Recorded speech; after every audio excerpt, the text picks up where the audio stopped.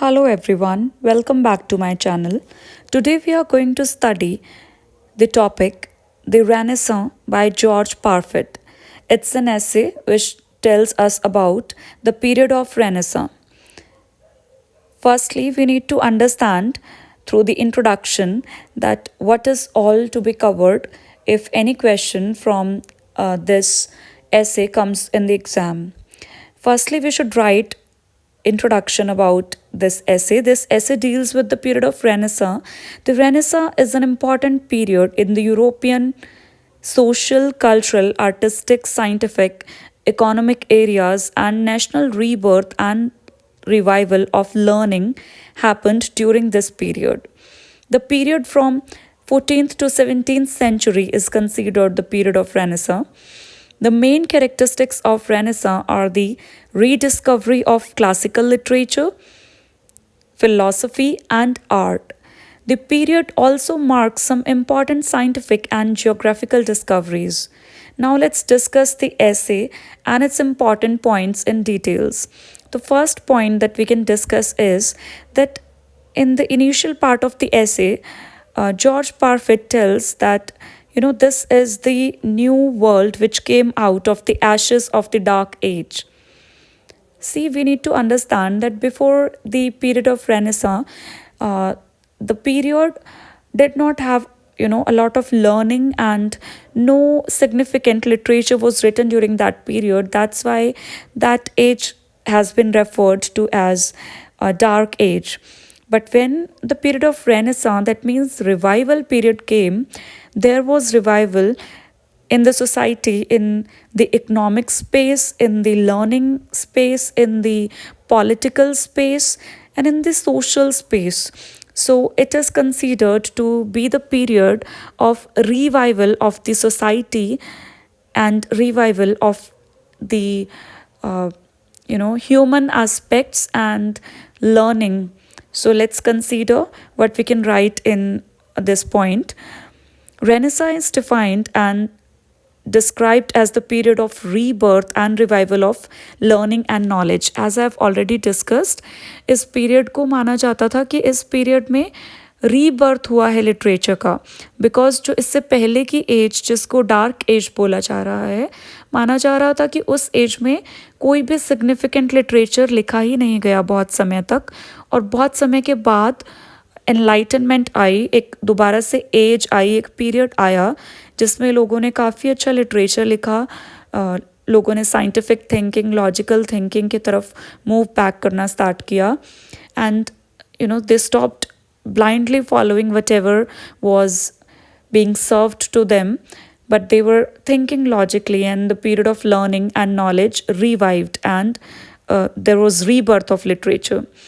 Hence, it is called as the New World, which came out of the ashes of the dark age of negligence and ignorance towards learning.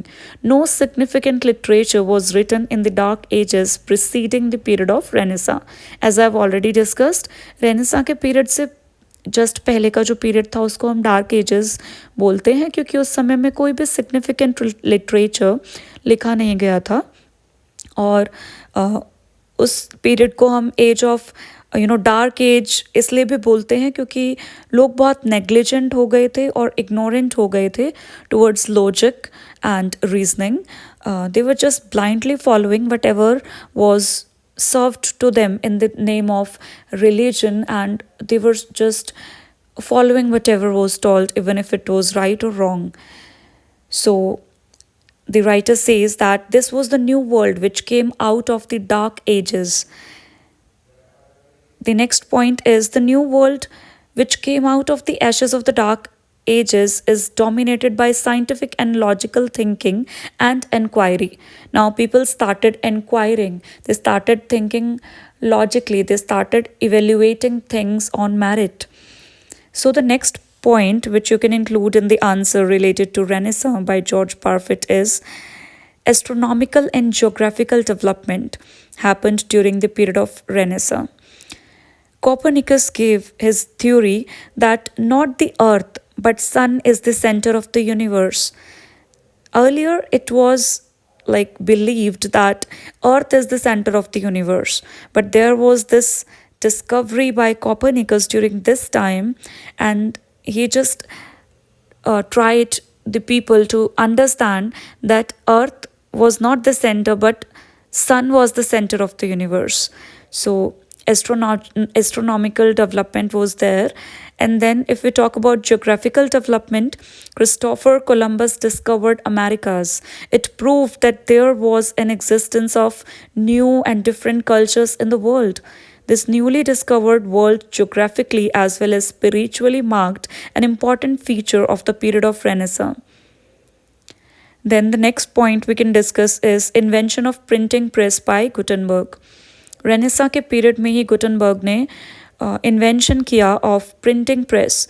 अब हम सब जानते हैं कि जब तक प्रिंटिंग का इन्वेंशन नहीं हुआ था तब तक बुक्स की या कोई भी पीस ऑफ लिटरेचर या इम्पॉर्टेंट इन्फॉर्मेशन है उसको हमेशा हैंड रिटन ही कॉपी उसकी बनाई जा सकती थी.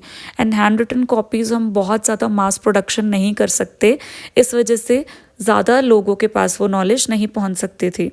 But with the help of invention of print technology, mass production of books and important literature could be possible, and it could reach the common masses. It could reach the hands of the common masses. The invention of printing press by Gutenberg is also one of the major developments during the period of Renaissance, because due to the availability of printing press, mass publication of copies of books could be possible and people could get involved into learning. So yes, that I've already discussed. Then the next point is which resulted into rebirth of an environment of reading, writing and learning. Great thinkers and people with revolutionary ideas like Martin Luther, who was a Protestant reformer, who challenged the authority of Pope and of the Roman Catholic Church, he could spread his revolutionary ideas with the help of this printing press. So Martin Luther called printing press as the greatest gift of God to the mankind. Then we can have the next important point about Renaissance is the new learning. The new learning emerged, and this was humanism.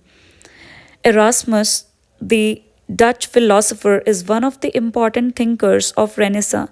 His writings, ideas and views were strongly associated with humanism. According to humanism approach, man is the center of the world. Before Renaissance, the motive of literature was to teach how to live in an ideal way by following the teachings of the church. With the upcoming of the new period and the theory of humanism and reformation, literature became more occupied with individual subjects, humans as subjects of literature, and the feelings, emotions and experience of human beings as the subject of literature. So basically what happened, due to this new learning era which has been referred to as humanism, जैसे Erasmus की बात की गई है, he was a Dutch philosopher. He came up with this idea that the center of the world should be human beings, humans experience, humans learning, humans emotions and feelings.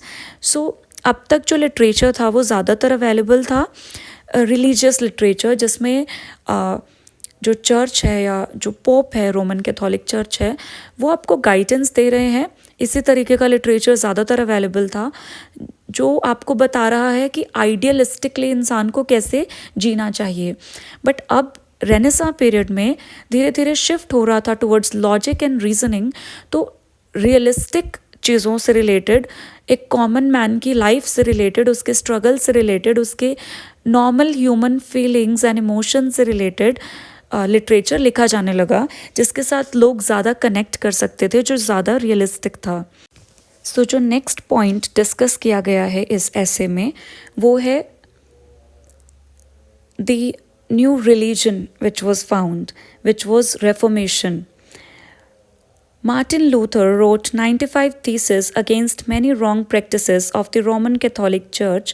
He challenged the authority of the Roman Catholic Church, the Pope, and made the people learn about applying logic and judge their belief system.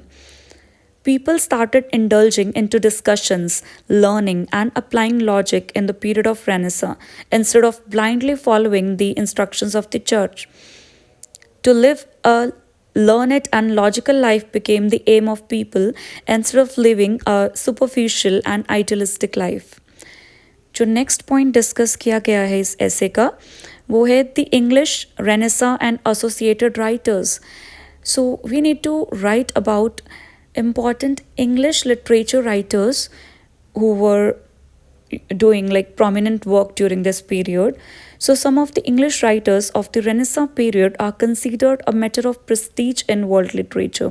For example, if we talk about dramatists, Shakespeare, Marlowe, Webster, and Johnson as dramatists, Sidney Spencer, Donne, and Milton as poets, Bacon, Nash, Browning, and Hooker as prose writers. So there were many dramatists, poets, and writers, essay writers, who were doing like excellent work during this period and helping, the development of learning during this period.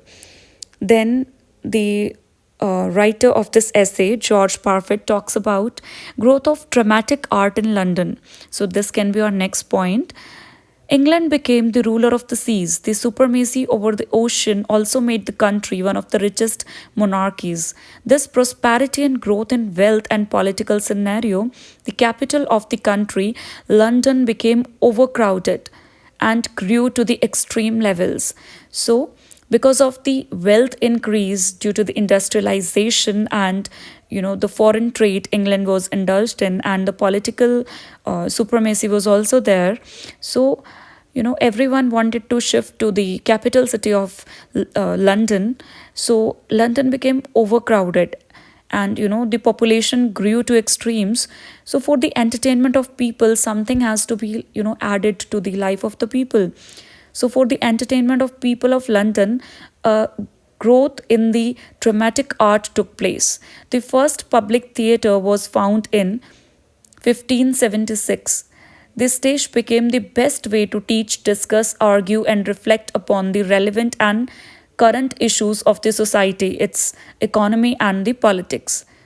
Just like nowadays we watch movies and all, during that time the culture of watching theatre, and there was a growth of dramatic art in London. So as it has already been mentioned that the first theatre was founded in London in 1576 during the period of Renaissance. Next point that has been discussed in this essay is social dimension of Renaissance. So what was the social impact of the development of logic and learning during the period of Renaissance? Let's see that. A shift from courtly poets like Spencer to urban poets like Donne can be observed.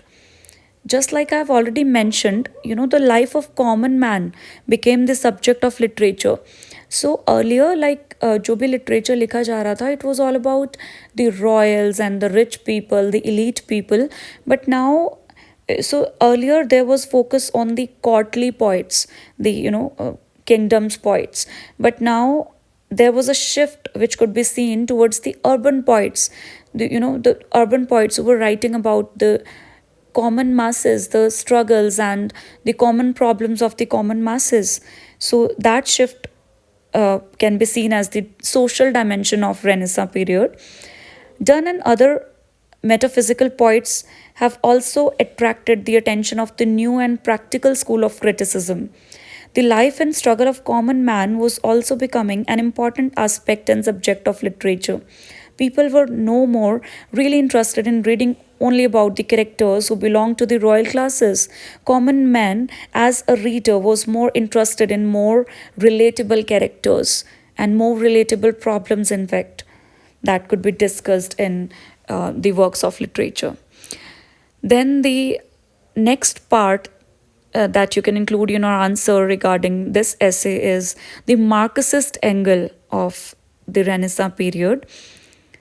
The writer has mentioned about William Raymond's work, The Country and the City. The Country and the City helps in understanding the concept of Renaissance, which is based biased towards the gentility and upper classes. His critique favors the marginalized groups and oppressed sections of the society, giving this discussion a Marxist angle.